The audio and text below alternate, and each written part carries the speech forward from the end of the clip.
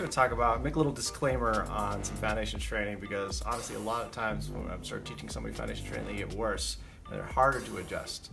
And that's not the goal at all. The idea is to strengthen the spine so it's easier to adjust you, and so those bones stay in place longer. So one thing we're trying to avoid, and this all goes back to the hip hinging steps we're going over, so you can try those first two steps we're going over with the stuff we're about to do. So we don't want this extension happening. So a lot of people, we lock in our old ideas of what posture should be, and that disengages our ability to hinge at the hips. We want all 4 dots lined up when we're activating all these steps. And we're still going, there's going to be 10 steps, so be patient with that. And it's not just doing foundation training, it's daily life. You can add these steps to your workouts. You can, how you're sitting, how you're standing, how you're walking.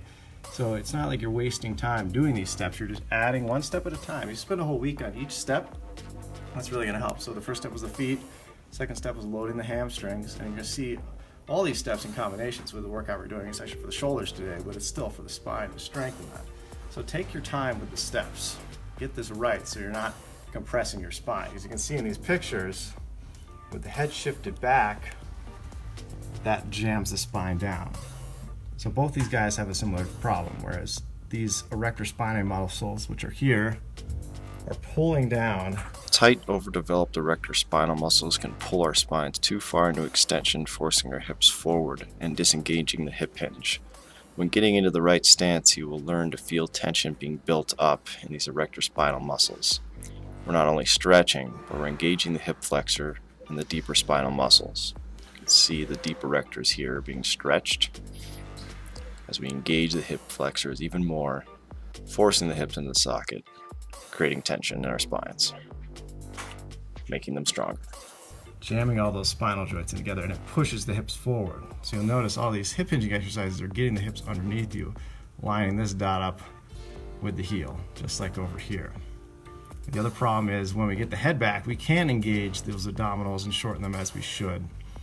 And that makes it harder for us to engage the hip, get it in the socket as we should. So we have to erase some of our ideas of what good posture is. Just relax your shoulders, relax your neck when you're starting these things.